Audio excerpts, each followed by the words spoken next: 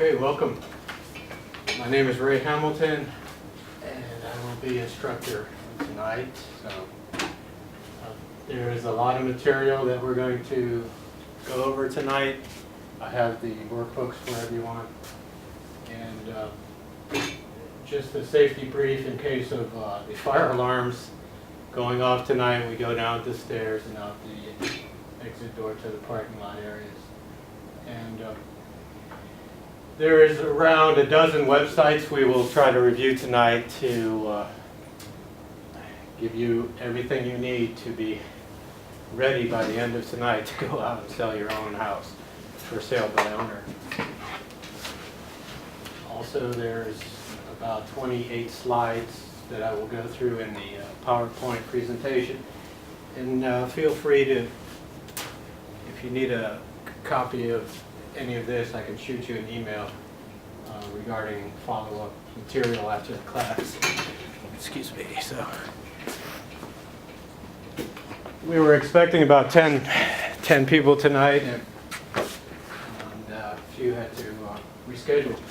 I just would like to introduce who has sold for sale by owner before. Okay, one, good. Can you tell us about it and circumstances, and the year, and what happened? It was a long time ago. It was like,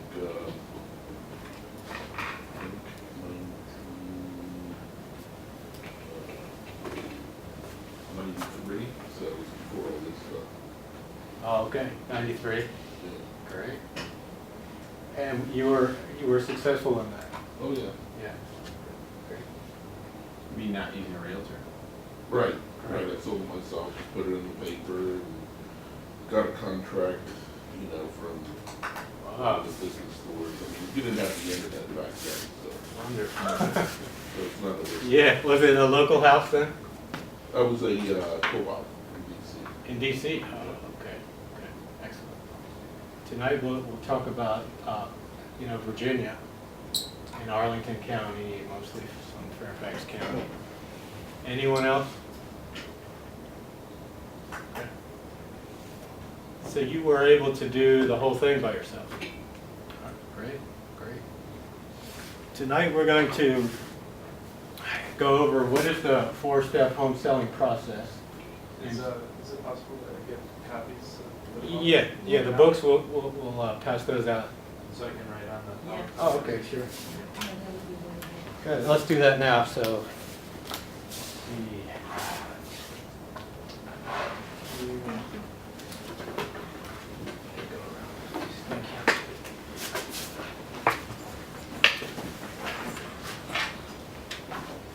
So I'll just review our outline for tonight. What is the four-step home selling process? Step one, go through how to price your home and market. And step two is prepare your home for sale. Step three, the marketing and showing of your home. And step four, the contracts and negotiations.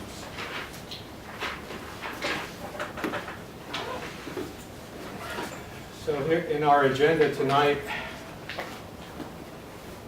what is the strategies in pricing your home, the places to research on the internet, what is the way to best prepare your home for sale, what is staging and why do we do it, what 3 open house mistakes that FSBOs make, and marketing, 10 or 12 different areas on the web that you can advertise your home for sale by owner.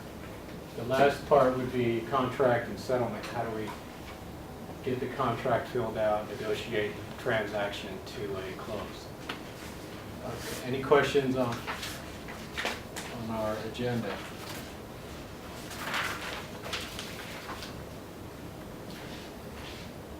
Okay. So what's in it for me? An introduction to my services. I'll just give you the 2-minute commercial. In my firm, we offer something called the alternative to the 6%. And there are 3 different price point strategies in that. It goes all the way down to Number 3, contract only, if you would like for a meeting, $395. It involves the 2 parties and the written part, making sure all the forms and documentations are complete. And number 1 and 2 is flexible because, as you can see, there's a lot of flexibility in the program.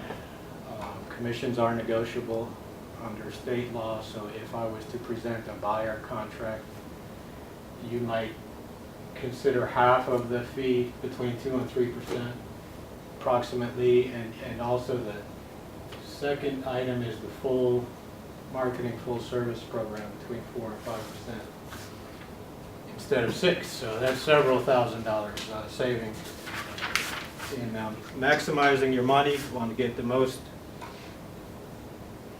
dollars for your home. So that, in summary, the 3 points to the program. Basically, number 1 is the best part is the seller still retains the right to sell by owner. And number 2 and 3, self-explanatory, involves the regular full service realtor type work with including MLS, lockbox, showing, etc. Okay, so let's talk about price. How do we price your home for sale? The four bullets on this slide include the areas where you can get some information in general about pricing your home. From number 1, a Zillow website. Number 2 is Arlington Tax Records. And number 3 is a Yahoo real estate evaluation tool, which sometimes we see they get close to the right number, sometimes they don't. So it depends if you have a unique property, it may require a little more research, a little more digging in order to determine the area pricing. And the 4th option is, of course, hire an appraiser report. Many local companies will be able to do that for you. I have another handout. If you need a list of appraisers, I have a list of 20 appraisers on the sheet that I can. Or is Zillow or Yahoo more accurate than the other? I think you will find different numbers on each of these 3. So let's do an example.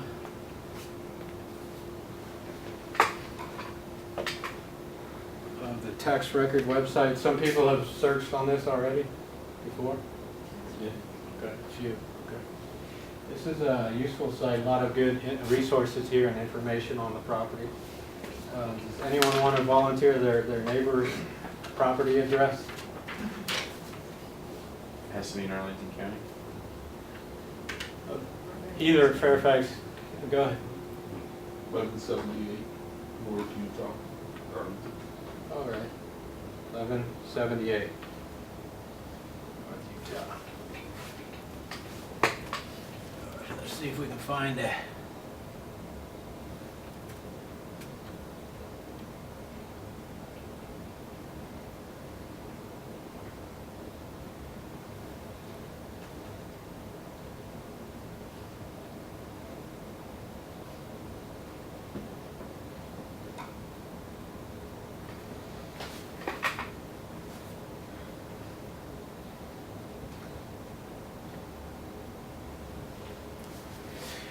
So when we're talking about pricing here, there's a couple cool things you can do here with this website. Of course, when you put together a property brochure for the buyer, for example, you can just click on one of the links. It will give you an image of,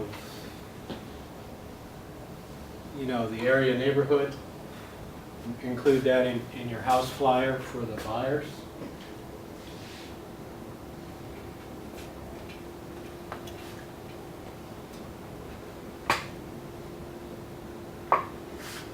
Talks about neighborhood sales. So that's what we're looking for.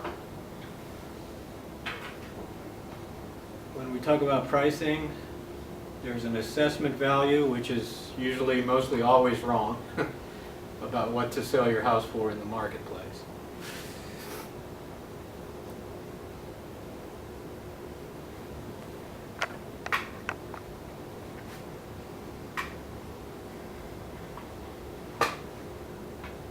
Okay, so this is similar to what a bank appraiser report would pull. Neighborhood sales over the past 90 days, and this is sorted by most recent. In the 750 range, 775. And then you would have to plus or minus according to the comparables with your home, your subject home. Did you invest a lot in upgrades and the condition, etc.? Is that close to the range, plus or minus? You mean the comparables? Yes. Yeah, it's in the, Is it within plus or minus 6%? Yep. 3%? 3 Okay. So this gives you a pretty good target. Did you say this provides the specs of these homes, so how many bedrooms or square feet? Well, what you can do with this tool is actually find each address, right? And when you go back in that record and pull that, that'll give you some specs. The data would include square footage. Sometimes, a lot of times though, what's missing is the condition, the upgrades, and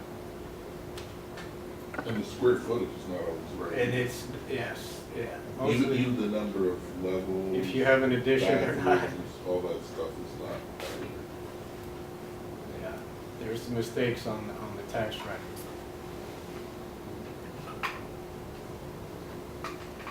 Does it matter if you fix them or not? Right. In Fairfax County, what you can do is go to fairfaxcounty.gov website. You would find the assessor's tax assessment, real estate office section portion on the web, and you would be able to dig down and get this data as well from any property in Fairfax But if County. you try to update it, are they gonna try to get the extra taxes for it, for all those previous years? Would they? Updated to, In other words, let's say they were 20% off the square footage. yeah. So, and then you went there and said, oh, it's not 2,000, it's 2,500. Yeah, that's a good question. I don't work for the tax assessor's office. So, you know, they go back and say, okay, we're gonna charge you 30 years worth of. It would, like a lot of times if the basement is not recorded as finished, and after a sale they discover it's finished, that would bump up the tax assessor's. Right, no, but I'm away. saying for the time it's passed, you know, when you're gonna Right. sell, Yeah. I would doubt it. keep it up. Right. You know.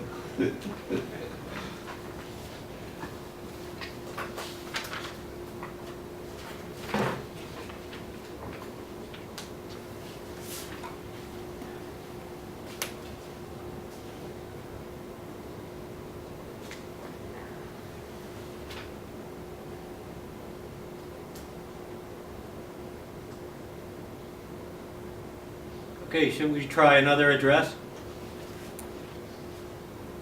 This is called Yahoo values. I'm curious, because I have a home in Mississippi, Mississippi. and the value will fluctuate like 50% depending on what you look at. That's the main reason I'm here. Oh, for your Mississippi home. Yeah. Can you put that address in? It will find it. Yeah. Okay. It's 2210 Confederate Avenue. Appropriate name. What's the zip code? 39183. 39183.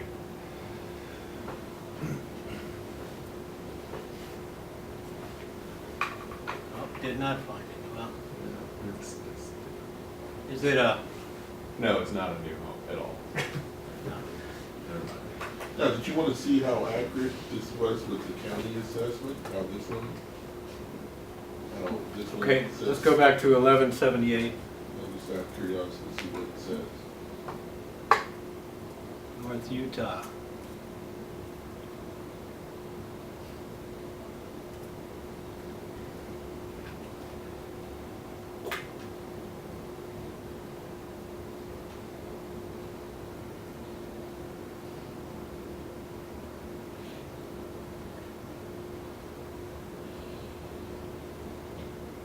Yep, so there's a different number on that, Right. on the Yahoo. It also gives you a range, but you notice some of these comps are like way off. Plus that square footage is, like I said, it's about 20-25% less than what it is. Right. The other thing to note too is notate when you have a buyer coming to look at your house, they're gonna look at the neighborhood homes, and you could actually do a little bit of research with your neighborhood homes. If it's an open house, and go in and view it, and that'll give you all the nearby listings available for the buyer when they're coming through your house, what they're looking at in the area, in the zip code. They're looking at 839, 835 Dearborn Drive, 845. So what did it say? Scroll up. What did it say this thing was appraised at? It gives you actually a valuation range. It gives you Zillow, but I thought this was Yahoo.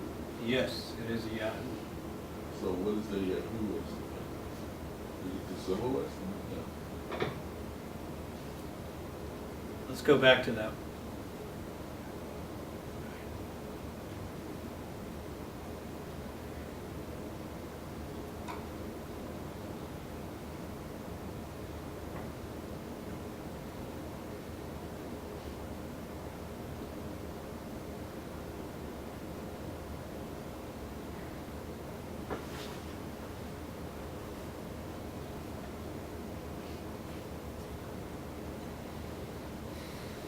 And what I'm looking for here is the pop-up window there, which is way off.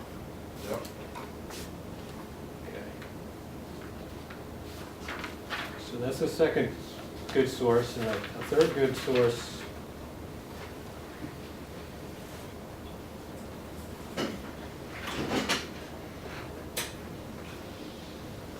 Hello. Hi. Come in. Here's the book. Thank you.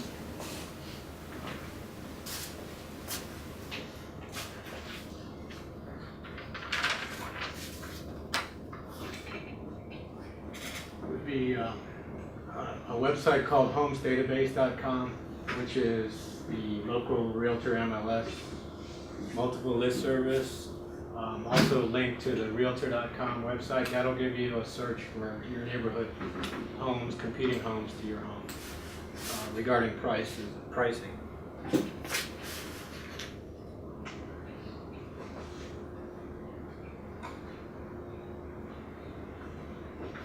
Okay. This image really, basically describes when your home has an asking price in relation to the current market value compared to the potential of buyers and prospects who would be interested to come view it. Of course, if it's slightly below market value, you're going to get a lot of traffic, a lot of interest, a lot of buyers. If it's too high above market price, you're going to get less activity, less showings, typically in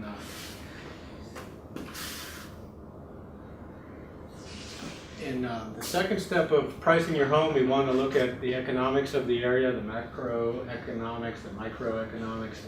Are prices rising or are they falling? And a good statistical site to view that would be this one called RBI, rbintel.com. So we'll have a quick view of the marketplace, and it'll give you a snapshot of information on what's happening. Approaching the spring selling season, this is the peak market time for the activity. And Where would you say that starts? Oh. April or? we're going to look at that right. I think it's already started. That's what I've seen. My guesstimate was from 2 weeks ago.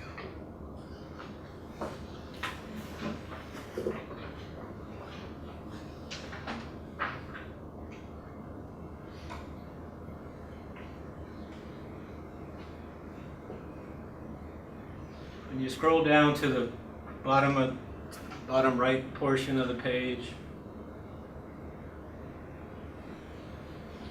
these numbers will give you the home sales from the prior month to this month, the percentage change. Also the percentage change of units, dollars, and volume from the prior year to this year.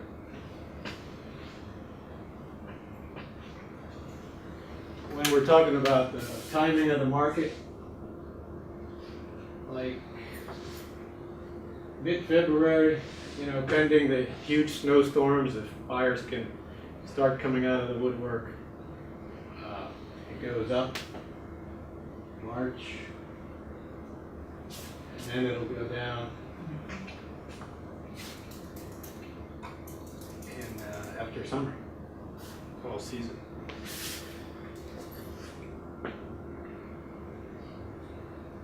But the prices are at their highest at the end of the selling season.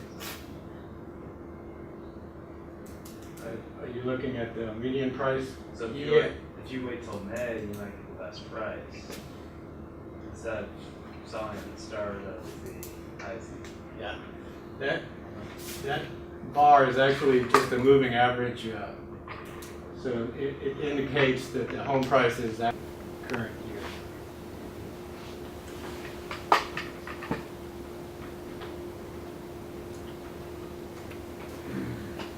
Any questions on that? Okay. So step 2 in marketing your home. What do we do to prepare the home for sale? Of course, cosmetic items are inexpensive. Paint, landscaping. The reason staging has become popular recently is every builder you've seen does it. Anybody walk through a recent model home, you'll see they have all the lights on, the music on, the home well staged and free of color. Clutter, excuse me. Anyone been through a model home recently? Okay. Builders, have found out the reason they do that, they're staging the home to get a better price. Property will sell faster than they've discovered versus a vacant home without staging. Give you a brief summary on that, what that involves.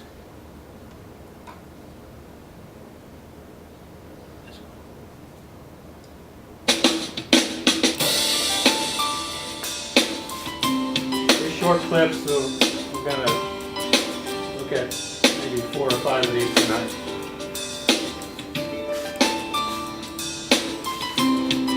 We're here with Kate Hart, who is an award-winning stager with the Real Estate Staging Association, and today she is going to give us some great tips on how to stage your home. Now, we know that homes that are staged properly sell faster, so that speaks to the importance of staging. Right, Tara. Staging is essential. I tell my clients, think about if your home was going on a blind date. If you were going to go on a blind date, you probably wouldn't open the door with curlers in your hair, a tattered bathrobe. That wouldn't make a great first impression. So think about your home going on a blind date. Buyers have to like what they see, and you only have one chance to make the best first impression. So staging is going to give you that step up on your competition. Okay, so now these are affordable tips that we're going to share that are quick and easy. So tell us one of these tips that homeowners can do. Well, I know budget is important for everybody, especially in today's market. So some things that you can do without investing any money, just investing your time and your effort, is to make sure that your home is clean. And we're talking about deep cleaning, right? Inside and out. Right, exactly. You want to make sure you take care of any maintenance issues outside, like cleaning the gutters, edging any beds, adding some fresh mulch, repainting the front door, replacing any missing light bulbs. But on the inside, you've got to make sure to do all those things that you've been putting off. So make sure to steam clean your grout. I know, that sounds really kind of strange when you think about it, but by giving your grout in your bathroom a deep cleaning, it's going to take years off the age of your bathroom. The same thing for carpet.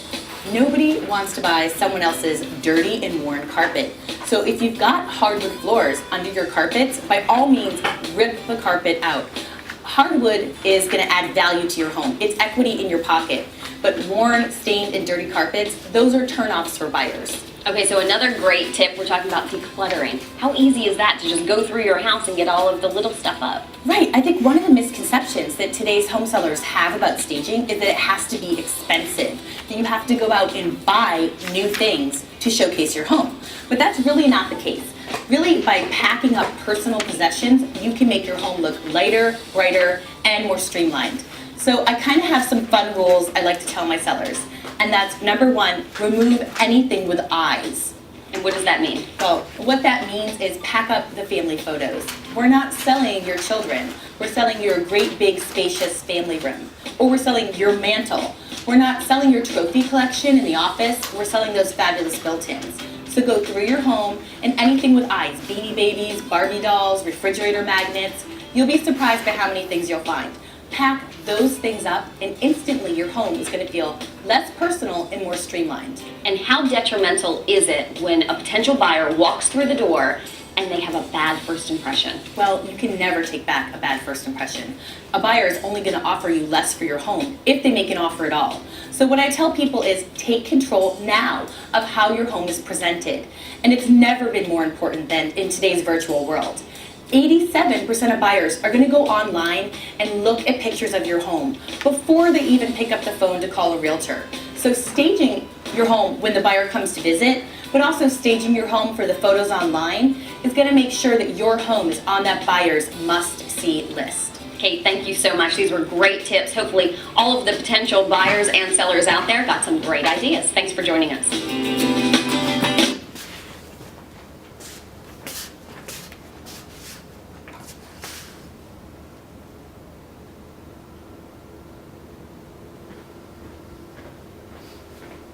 Okay, we'll talk about marketing, step 3. There's about a dozen websites, as I said, to advertise your home for sale by owner. Of course, you got ebay.com. Some of these are free, some have a fee. So we looked at Zillow.com before. And also, you'll see a lot of rental properties transacted on the militarybyowner.com. Zillow.com, the WashingtonPost.com is still popular, even though print is going away. The AOL, of course, the Yahoo real estate website, and the MSN real estate websites are free. Just have a look at a quick tutorial on if you wanted to place your house with a listing on this one. There's a fee with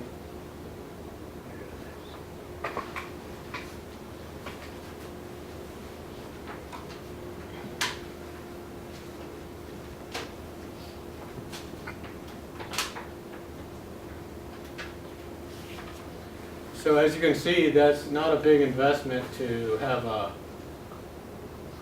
property listed there. Includes photos from $79 up to $14.95.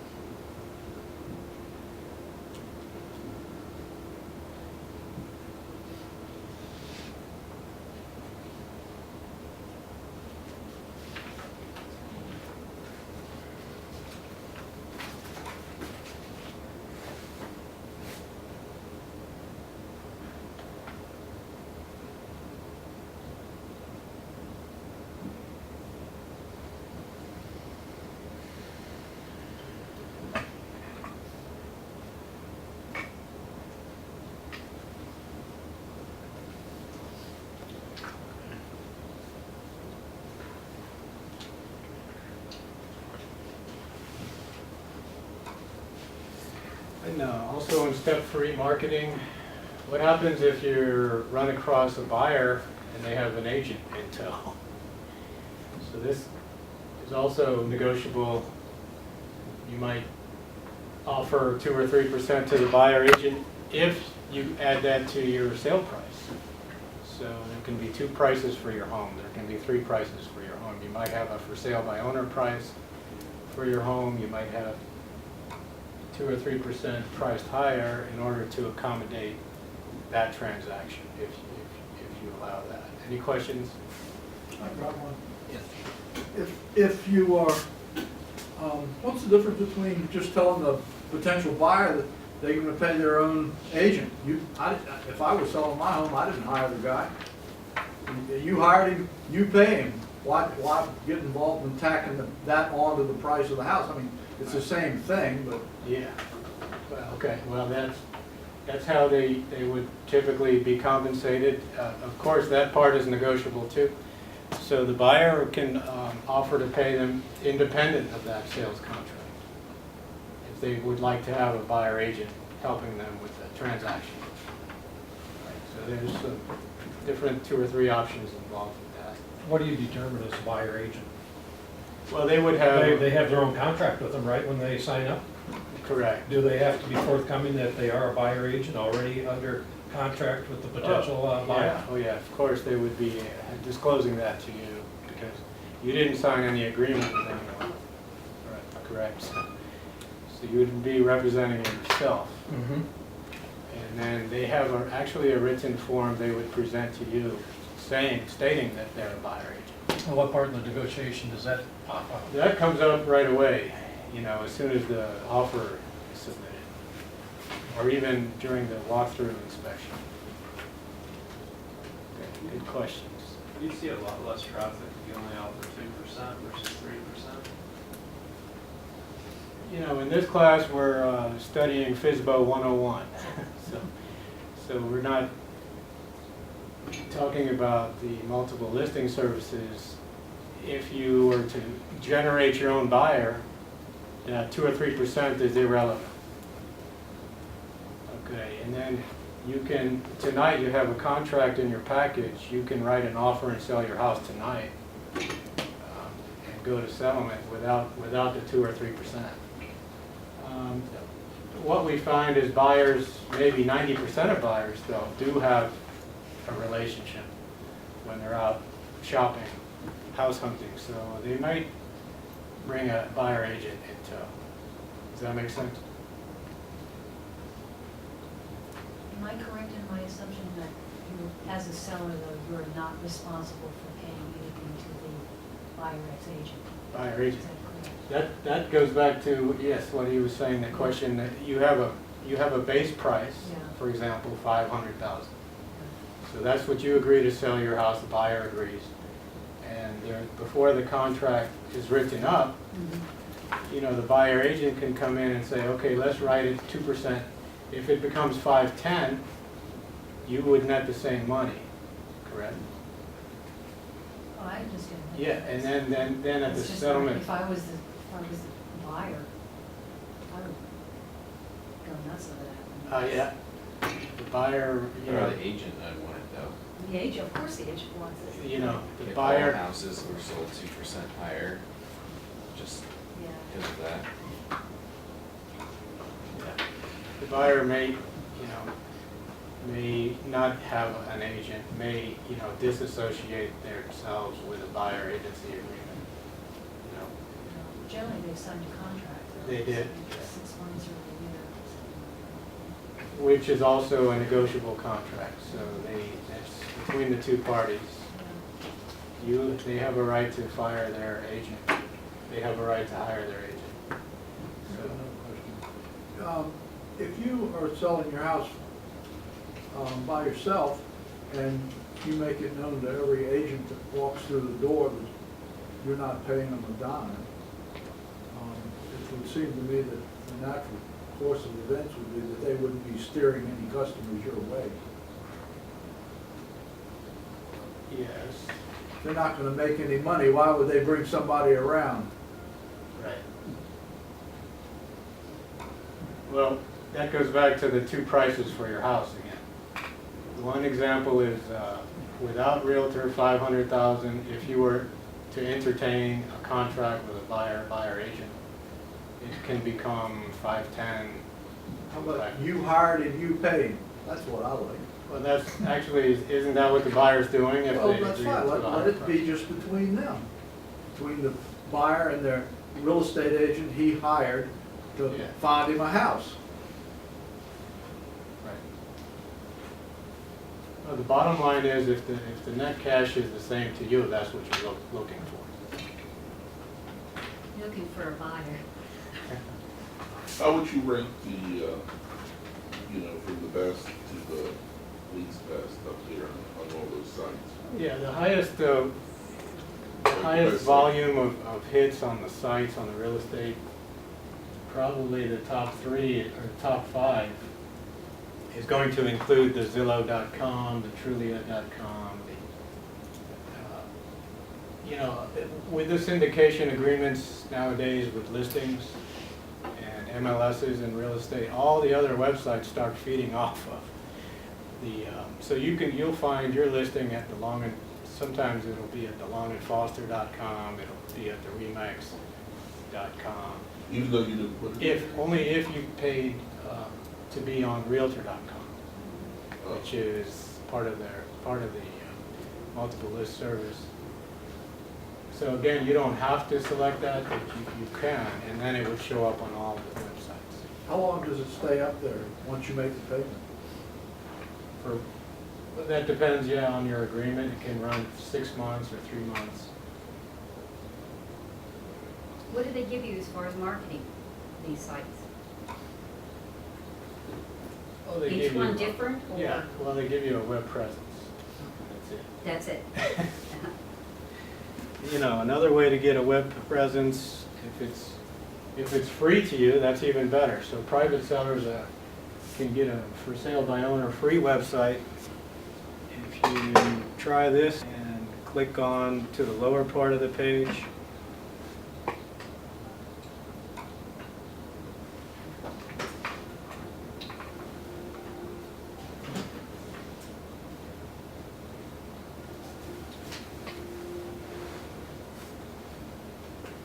now that's one way of getting your own for sale by owner website at no cost.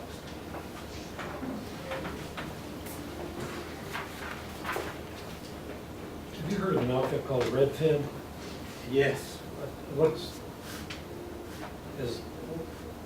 They operate similar to an outfit a few years ago back, you might have heard of it, called Zip Realty. Uh-huh. And they offer the MLS listing if you want to co-op with the realtor. Oh, it's going through a realtor, yeah. Yeah, some of them have fees associated with that. You know, there's the fee associated with getting your house up on the multiple list service on their website.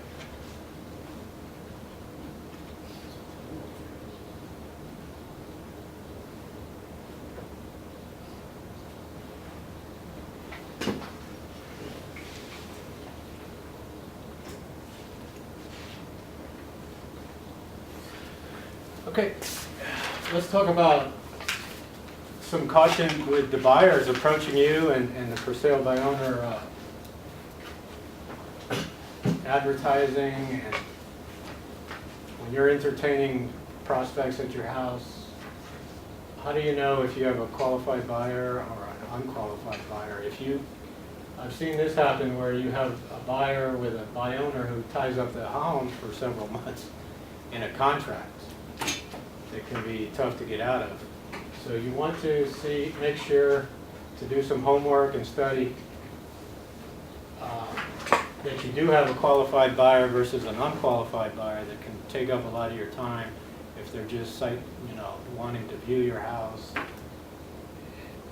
You want to ask them a few questions to try to screen them, pre-screen them, make sure you have a legitimate buyer.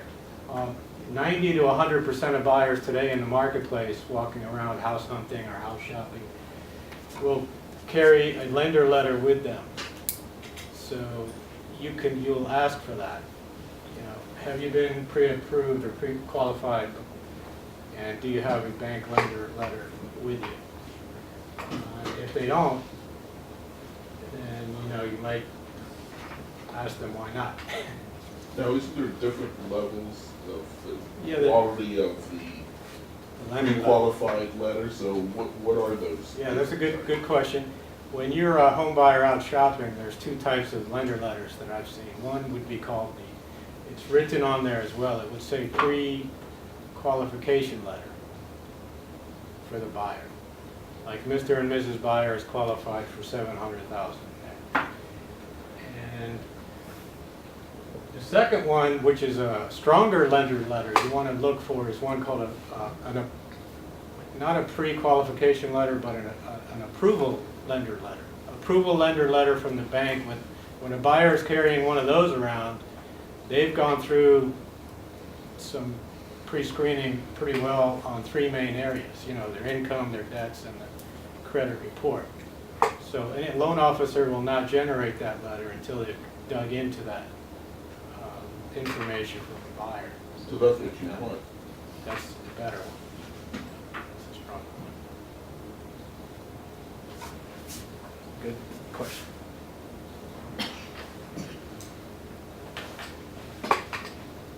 Okay, we'll just have a short clip on bank or loan officer speak.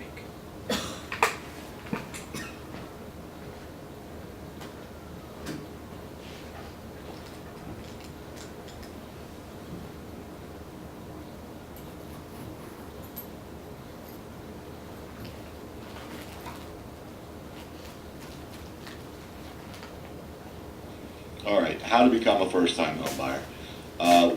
What's going to be looked for when you want to buy your first house? There's several things that are going to come into play when someone's looking to see if an individual or a couple is qualified to buy the first home. The first things that we're going to need to figure out when someone applies to buy a new home is obviously and clearly, can they afford it? What we're going to look at when we're trying to determine that are ratios. What someone's going to put down as a down payment or a percentage. It can vary a great deal. For a veteran, it could be as little as no money down, someone with VA benefits. Someone who's going to do an FHA loan for the first time can get in there with as little as 3.5% down.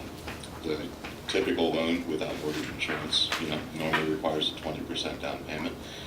We can do those for you as well. A simple rule of thumb when trying to figure out how much you can borrow is that the amount you want to borrow should be no more than your annual income plus your co-borrower, spouse, significant other's annual income times 4. So if you make $100,000 a year and you're trying to figure out how much you can afford to borrow, $400,000 is about the maximum you can get. It's very easy, very simple. Other things that are going to be looked at in this are obviously going to be your credit history. Of course, you want a good credit history. Everybody's looking for a good payment history. The other factors that are going to go into that are going to be someone's debt-to-income ratio, which is going to be their housing expense plus the other expenses that are listed on their credit report divided by their total income. General good rule of thumb for that is you want somebody's housing expense, including their principal, their interest, their taxes, their homeowner's insurance, any mortgage insurance they might have to pay, any monthly homeowners association, condo dues, anything like that, to be about 35% or less of their total income. Once you add in all the rest of a person's, an individual or a couple's other debts, you still want it to be below 45%, and that would include all the housing expenses, plus any car loans, student loans, installment loans, credit card payments, basically everything else that would be listed on your credit report, which isn't related to your housing expense. Also, when getting ready to buy your first home, underwriters like to see what's called reserves or assets. They want to know that you have a couple months, typically 2 months worth of mortgage payments in the bank. They also like to look at other types of assets such as 401ks, stocks, bonds, mutual funds, money market funds, checking accounts, savings accounts. So, when you're getting ready to buy a house, you really just want to make sure that all those things are in line and you've paid attention and, can make the people that are ultimately going to underwrite and own your loan that you're going to send your monthly payment to comfortable with the fact that you can pay it back.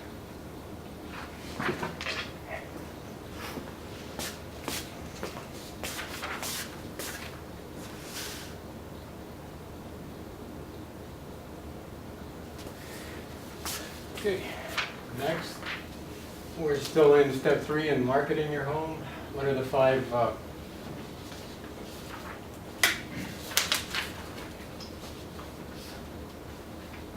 are the 5 steps to prepare the house, your home for the open house? Step 1, there's technology and tools you can have when you're using open house flyer is offer the buyers the virtual tour on CD. You can find these all over, or you can generate your own, and when the buyers walk out with your home CD, with the virtual tour on it already, you know, they will go back and view that and continue to get information to sell them.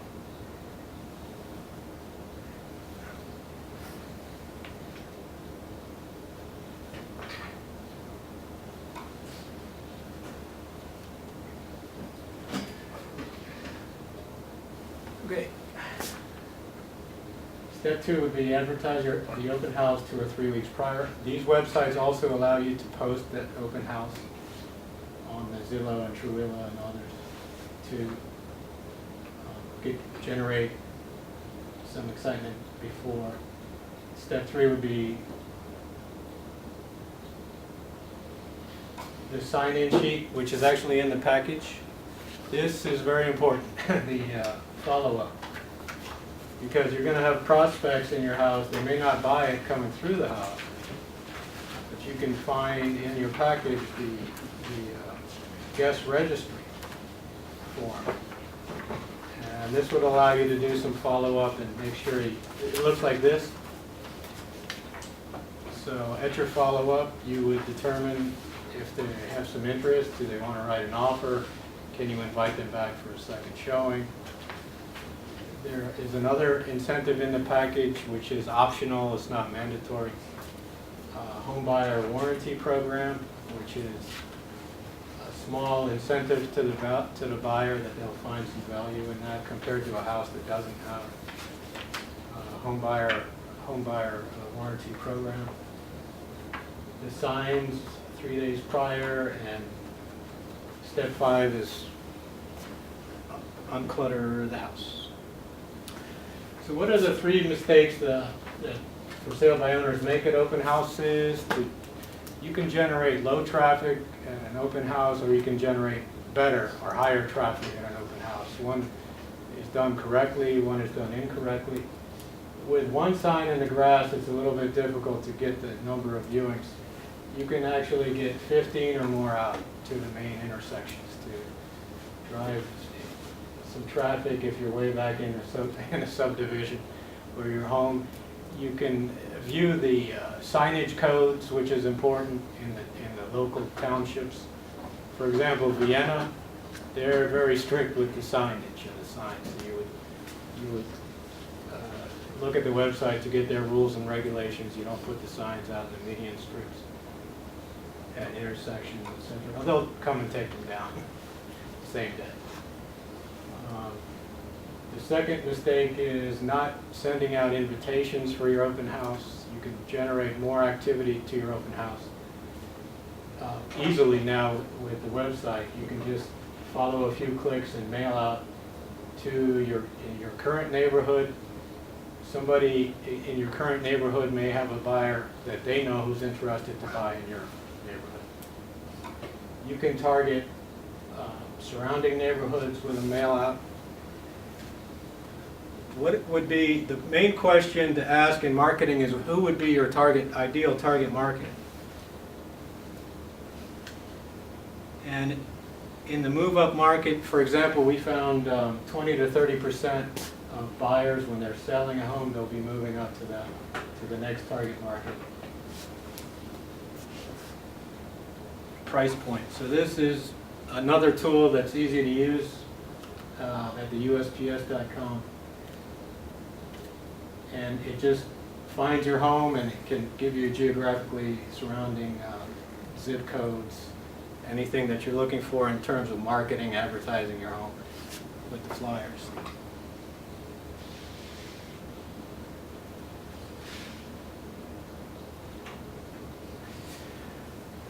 Okay, step 3 is having the contract already ready. You can have 3 or 4 contracts ready and filled out because here they are in your package. And I've sold houses at open houses, so it does happen. You can write an offer right on the kitchen counter at the open house between the seller and the buyer, get a deposit check, get the signatures, and move on to the next step. Any questions? What do you usually go for, what percentage deposit? Deposit? Yeah, what's the percentage rate? Yeah. Yeah, usually, you know, we find different ranges depending on the size of the house. And if it's in a first-time home buyer price point, it might be 1% to 3%. VA buyers can buy with 0 money down. But they will write you a deposit check with the So on earnest money, what's the percentage? In an upper end home, there is no set percentage. The answer is there is no set percentage, so it varies. Yeah, $100 something. Is this what you're trying to say? No, when I bought it, the earnest money was only $100. Where was that, Mississippi? Okay. Which is a little different. See, this example. Around here, I wouldn't even take that on a house around here. I'd say somebody's just joking with me. You got a question? I was gonna say, I was kind of leaning to 1 to 3%. You know, that gives you a big enough hit. Somebody's not gonna want to lose that. Okay. Anyone else? Is that money refundable if they don't live up to their end of the deal? It is, those default terms are written in the paragraph language of the contract. Okay. So if the buyer goes through this normal steps and procedures and they still fail the bank financing, then yes, the deposit is refunded to the buyer according to the terms of the contract. Suppose you write the contract differently. Let's stop playing around. Give me $25,000 down. You don't come through, I keep the 25. Will that, can it be done that way? That's, if that's the way you fill out the contract, they agree to it. Those are your terms. Why goof around, right? Whatever, good real estate attorney.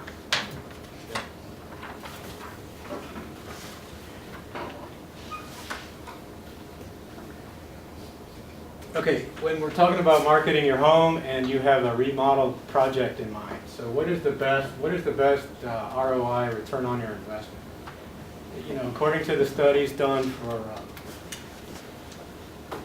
remodeling your home, still the 2 best areas for a return on your money is going to be the kitchen remodel, almost 90%, and the second one is a bathroom remodel. So, you know, spending money on window replacement is less effective.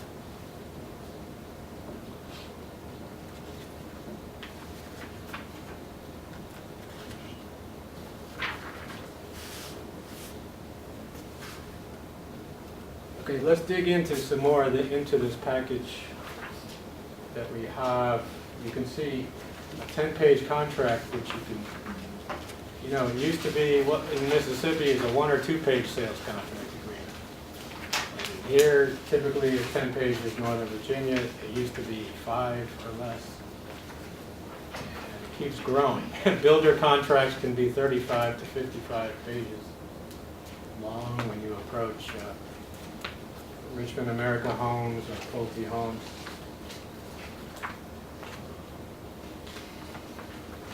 In completing the transaction, what do you want to get from the buyer? You're going to get the lender letter from them, the contract form, the required Virginia disclosure form filled out, which is also in your package, and the terms.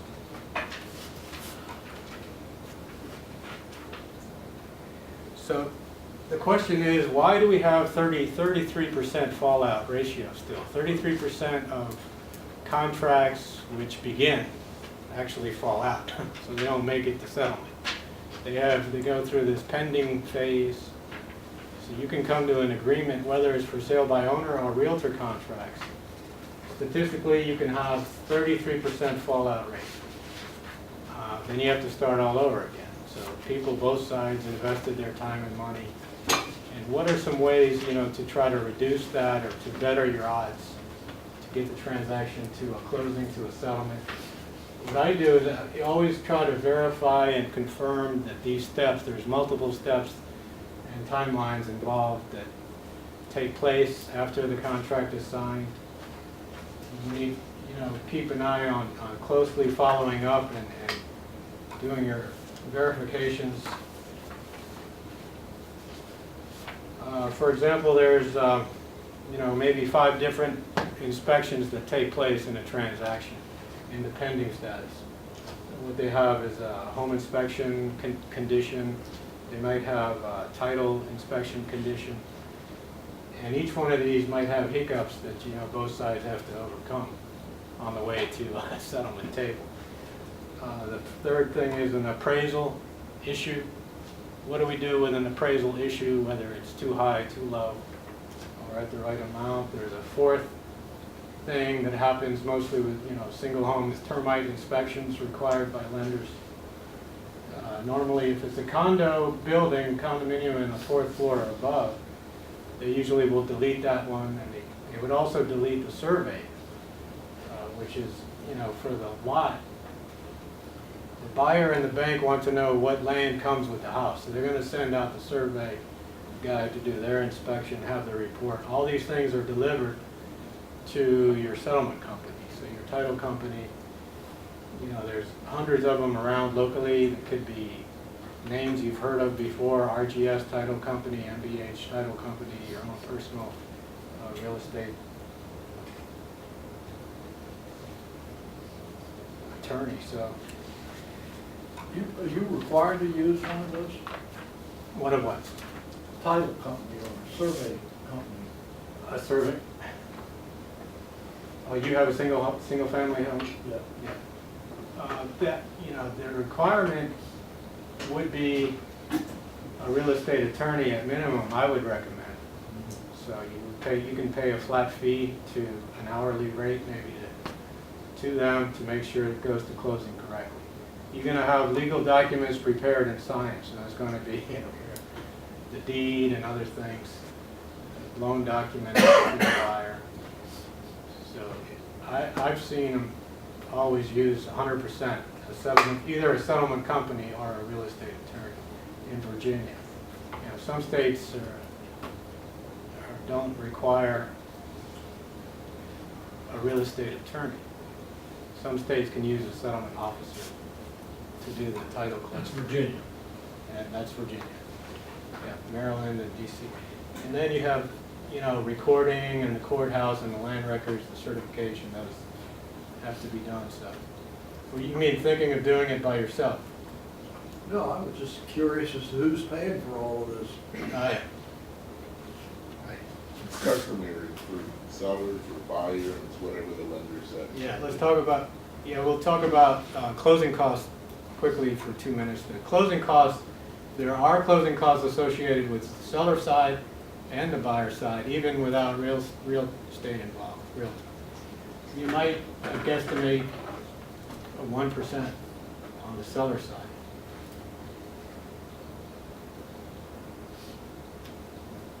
Does that make sense? Clear as mud. That's actually very conservative, because I've seen them run anywhere from $1,800 to $3,500, depending on the size of your transaction. The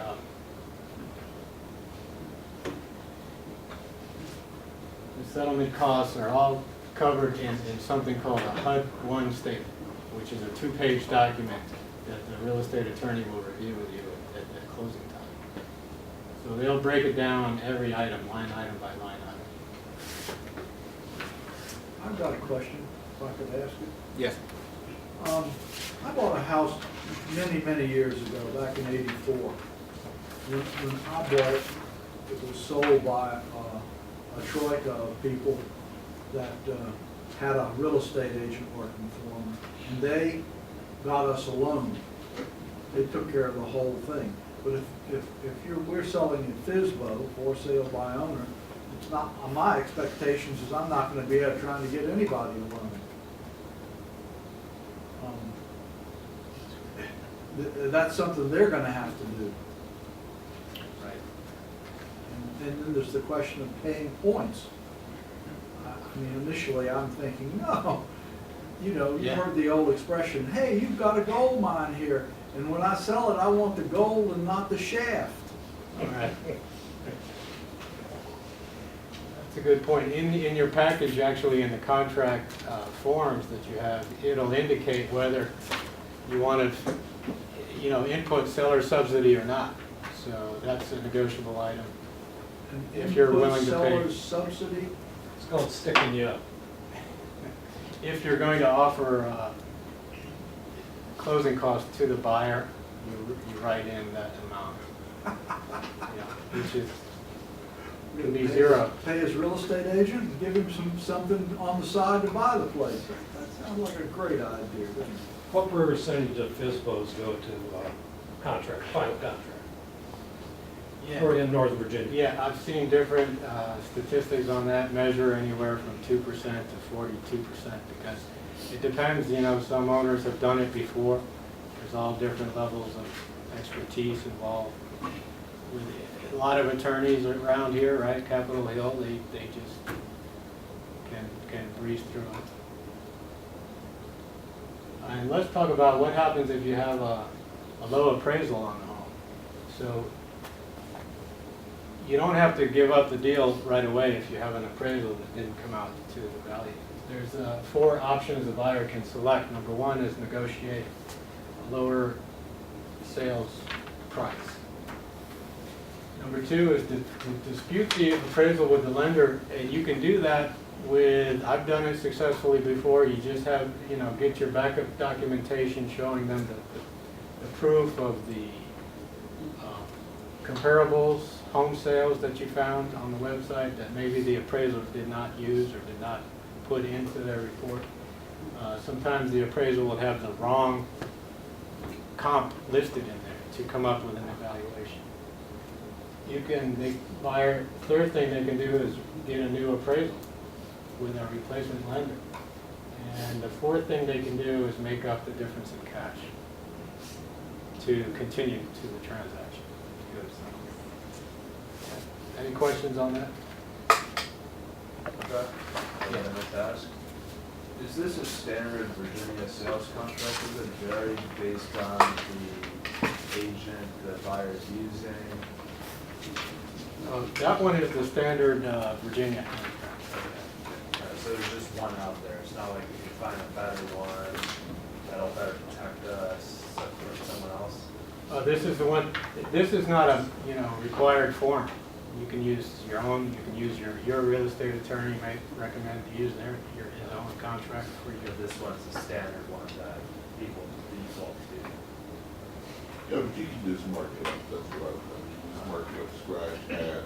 Yeah, I forgot to ask. Do we have any attorneys in? Not an attorney, but, you know, when I've sold, like I said, I've done it this way, closest binary and salary.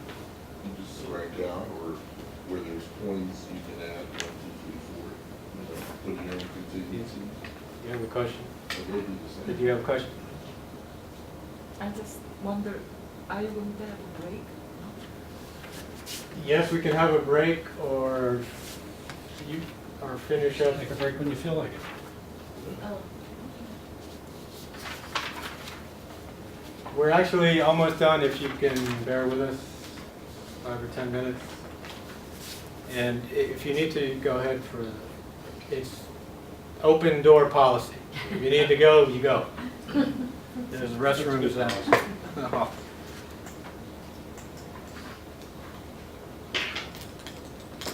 This is the last step, this is our final step. Do you have the electronic version of this contract? Not just the. Yeah. Yeah. I You can email. what's that? Yeah, sure, I can send that to Because you. that's where you can modify it, that's what you want. We're on the home base, home stretch. I have a call, so I better go home, so Oh, you probably have my email. mm, Do you want me right down for you? So would you send me more materials? yes. Thank you, sir. Oh, you have to leave? Yeah. Okay, thank you for coming. Oh, thank you. So what are the 4 or 5, 6 important things to put in your contract when you're filling out the agreement? Of course, the price, the down payment, we talked about before, the deposit. Thank you, sir. Thank you. The closing date, settlement date can actually typically be within 45 days, plus or minus. And seller subsidy, if any, closing costs that the seller is willing to pay to the buyer. When does that usually, play a strong influence on a contract? Which one? Seller subsidy? Because I know in some areas, it's almost like carte blanche, that $5,000 is always written in on seller subsidy. Oh, right, right. You've seen Yeah, that I've seen that in some in areas. some, was it here in Virginia? Yeah, Oh, okay. Prince William County. Prince Well, William. Well, that's why, it all depends on the market. Yeah. If it's a buyer-seller's market, if it's a hot market, you don't give Yeah, that. in a Yeah. soft market. We might see And how more, much you want to sell. we might see more of this in a soft market Right. compared to a strong seller's market, which now we're approaching here. That's where the seller pays closing costs, you mean? If you're going to Portion. offer the, a seller contribution. Have a good night. Right now in Arlington, it's a hot market, the inventory's low, there's no subsidy. You know, but Prince William, they've had their share of foreclosures, there's subsidy, that's why you see that 5,000 out there. It all depends on the market. Right.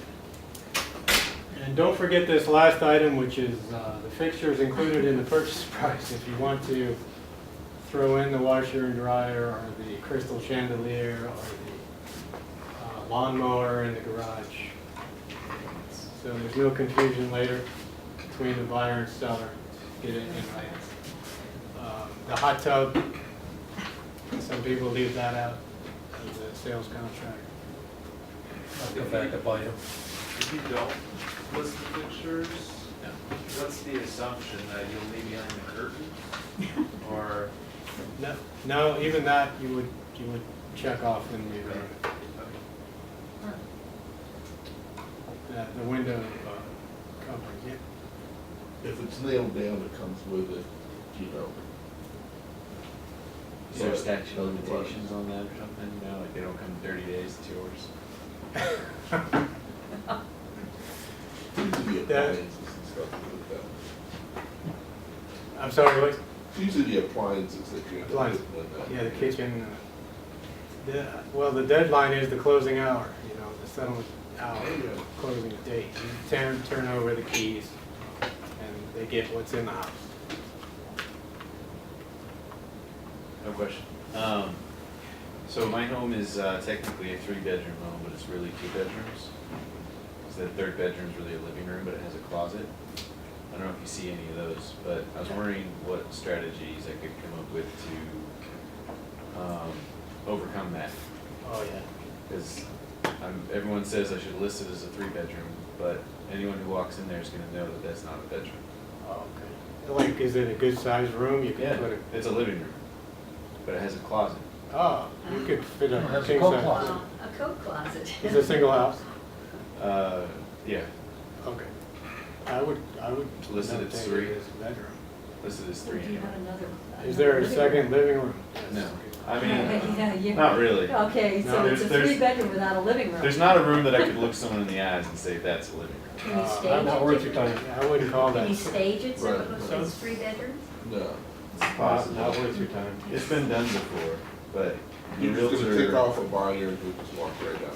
I wanna be honest. You can list it as 2-bedroom with a living room to possibly be used as an extra bedroom. I've seen listings Yeah, beyond. 2/3 bedrooms, Okay. the entrance that. Yeah, I would recommend you list it like that, because, you know, they might, Just make it clear, one way or the yeah, other, 2 bedrooms with or 3 bedrooms. potential den or home office. That comes up a lot when you have the den Yeah. in the house, plus a living room, plus 2 bedrooms.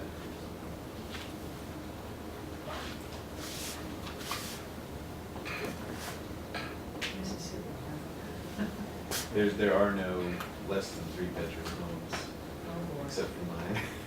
Hey, I should take it for a first time buyer. Okay, when you negotiate a home inspection, we see buyers writing contract offers now, you know, between 90-95% of the time, they're throwing this condition in it. And a home inspection report comes back. This is at the purchaser's expense. I mean, you can accept it or reject it. And there are typically 3-4 options here. One, you might agree to a list of repairs that's written in a document. Both sides sign the paper. Number 2, you might also reject their list of repairs request. Number 3, typically you might negotiate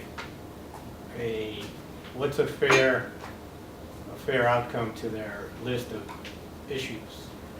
You might offer them a credit if there is a wood deck in the back that needs a rail and some missing stairs. You offer them some monetary compensation to $1,200, whatever the value is you might get from your contractor, to let them fix it after settlement. They can have cash as a credit. Yeah, question? When I bought my house back in '84, the seller said it's as is, period. And I only mention that so that anybody else is selling something can consider that. And then when you say, you make up the contract, you take the house as is, period. Yeah, that's a good point. Avoid Actually, it's this. in the contract as is, it's written in. Avoid this. When they come back and say, well, I want you to fix this, I want you to fix that. No, the house is as is, don't buy it. What is the cost of a home inspection, you say? The buyer will pay $350 to Is $450. it ever worthwhile to have your own home inspection done prior to even putting it on the market? Sellers, some sellers do that. You know, in preparing the home for sale, they might buy an appraisal, they might buy their own home inspection report.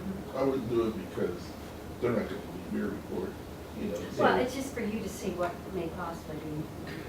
You're gonna see it eventually, most people want that, so you might as well just let them pay for it, give it to you, and then you can decide, I'm not gonna pay any of it as is, or I will. All depends on the market. If you've got a strong It's market, true, it's the market, you know. and you're not hard up for a sale, and blah, blah, blah, then, you know, you turn it down, it's as is. But if you want a sale, you know, you're not gonna go over $1,000 if you're trying to sell $800,000 house. Give them $1,000. You know, it's all negotiable. So that's a good point. Now, in the sales contract, we talked about the as-is clause, or the sentence in there that says as-is. Actually, this would be a condition on top of the as-is clause, where buyers want to have some security about what they're buying. They want to check out all the parts of the house to make sure from an inspector, a neutral third party gives them this. In other words, even if you're selling it as is, they could go ahead with their home inspection for their benefit. Correct. It doesn't mean that you're going to agree to. You're obligated in any way. Doesn't mean you're going to agree to the, what pops up. You have an idea of what major and minor items exist in the home, and if you don't, then it would be a good idea to get your own report. A few $100s, and it is pretty thorough, because they come in there 2-3 hours in the house, check out everything from top to bottom.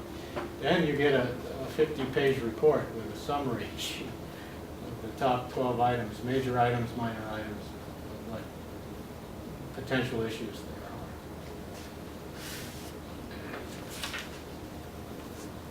So at the end, you have a settlement. What is a short clip on what the settlement process involves? And we'll be out of here. What to expect in the process. In the meantime, if you have any questions regarding the process, regarding your contract, or any other aspect of the purchase or sale of a property, as well as a refinance, please feel free to call any of the attorneys at Village Settlements, and we'd be delighted to help you.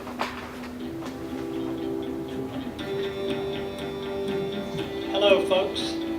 I'm Jim Savitz. I'm the attorney going to be doing your closing today. How are you? Hi, I'm Jim Savitz. I'm going to be doing your closing. You guys are the buyers. It's nice to meet you. Come on in. Let's go to conference room 5, and we'll get this started. And sellers, if you join us as well. If you'd like some candy, some beverage, some snack on the way, we've got all kinds of stuff to offer you. Okay, thank you guys. First thing I'm going to need is picture ID driver's license from each of you. And I'm going to set these aside, make copies of them, and then I'll distribute them back to you later on in the process. I'd like to pass out a copy of the settlement statement, which goes through the figures that are going to be applicable to the settlement.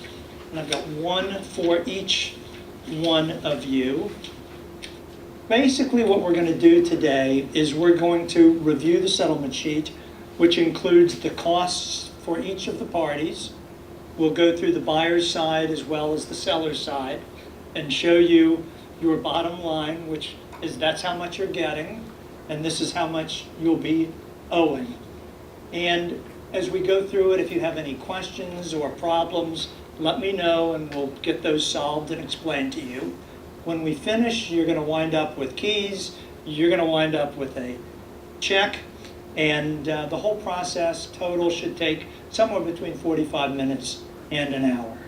Wow, I had heard that settlements can take up to 3 to 4 hours. I didn't know that they only lasted an hour. Well, they can take longer than an hour if there's problems, but I know that everything in this particular situation is under control and resolved, so I don't expect any problems, and we should be out of here well within the time frame. The first group of figures at the top for the buyers are the lender charges, and it enumerates all of the various costs that you're paying to the lender. If you move to page 1, buyers, at the top left, we reflect all of the costs, starting with the purchase price, the total from the previous page, and any adjustments. So the very bottom line is a reflection of your total credits subtracted from your total charges, and that's the amount of the check payable to Village Settlements. Sellers, if you would go to page 2, you'll see that there's a reflection of the transfer and recording charges that you're incurring as well, and the total bottom line on page 2 of the seller charges. All right, now this is your bottom line. You brought a check payable to Village Settlements, certified check. I can have that, please. Thank you very much. This is your promissory note, which sets forth the amount that you're borrowing in the lender. And that's the amount you've agreed to repay. It's got the interest rate as shown, and that reflects your understanding. We have the first monthly payment, which is a month from today. This is the deed which transfers title. And buyers, I want you to make sure that your names are spelled correctly. And sellers, you're going to need to sign the deed which transfers the ownership over to the purchaser. You've been waiting for this through the whole settlement, and there's the proceeds check. You're very welcome, and now you can give the keys to the purchaser. And congratulations to each of you. And enjoy your new home. Congratulations. It's very nice to meet you. Thank you, Jim. Thank you. Great job as always. Thank you guys for choosing Village Settlements. Thank you very much.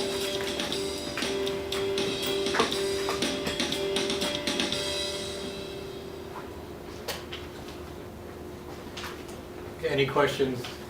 The last 10 minutes, I would like to hear from any volunteers about 2 things they learned tonight out of the class.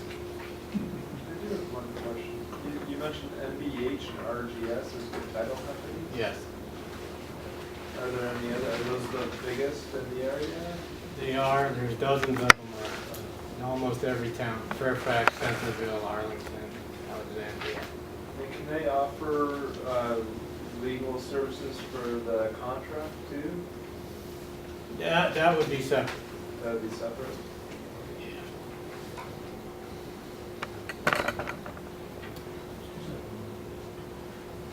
Did we learn a lot tonight? My impression is it's gotten a lot more complicated since I bought a house. It is.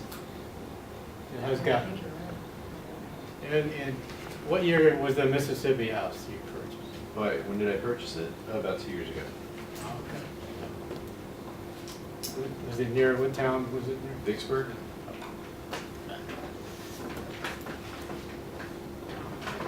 Yeah, a lot of moving parts that you have to keep a close eye on to make it to a successful transaction. Anybody else? What did you learn tonight? The availability of all those websites, the marketing availability, the number that have gotten into the business now. Yeah, well, the important part of that is that you have all of our emails and the handout aren't the slides, so can you just email to all of us the PowerPoint? Okay, sure. I mean, instead of just asking them, we have our emails. You would like to get the slide? Yeah, it says, Oh, those slides especially those aren't in there. websites you have, yeah. Oh, yeah. Right, the That's- PowerPoint. that's- And then the second thing is the Hire contract, manager.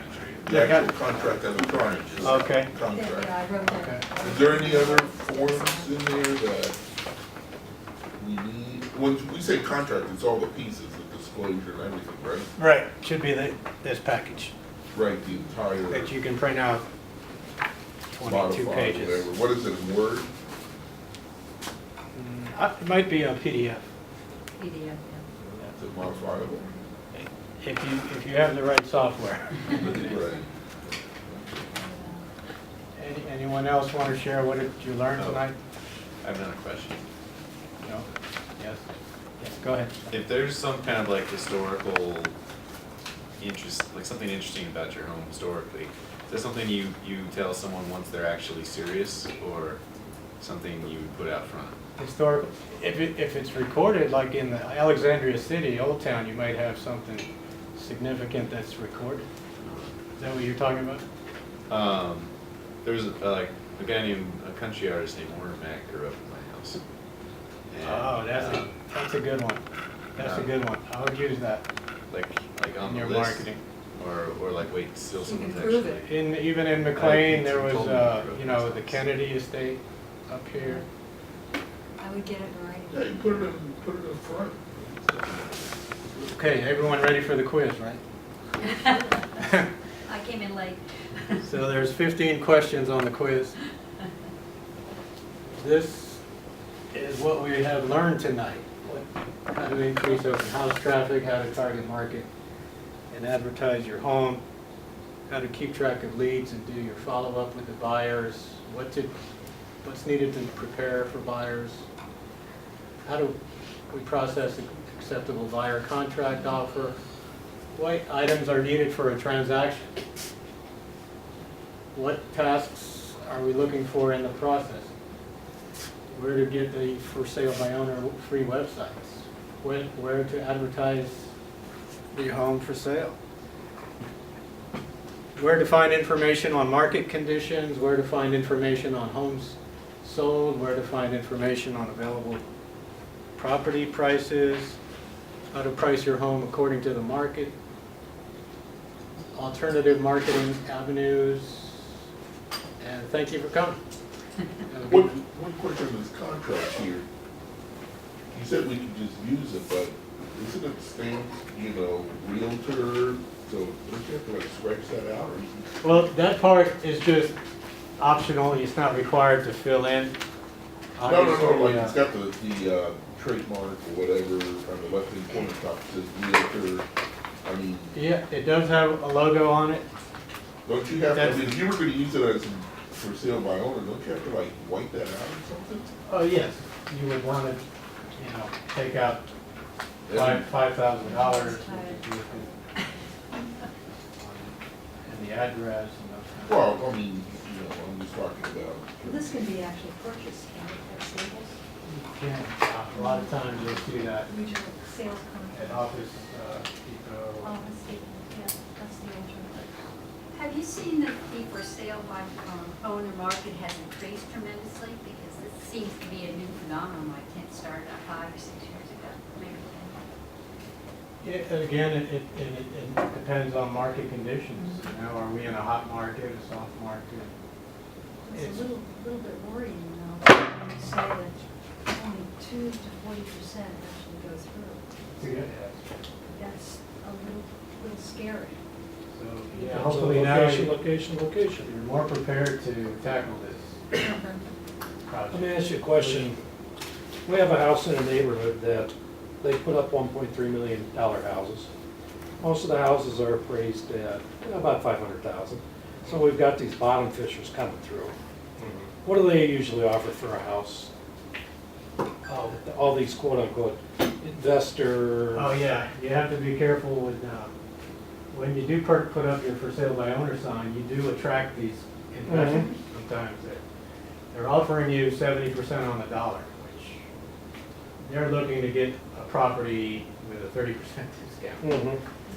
You will, I you was will, just wondering. yeah, you will run into those, and the second thing with those kind of tear down homes and those lots is the builders are looking for that land, Mhm.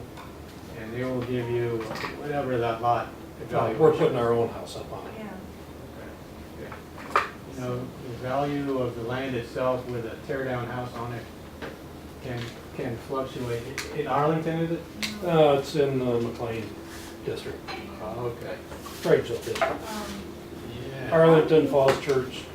What are you staging in the house? House.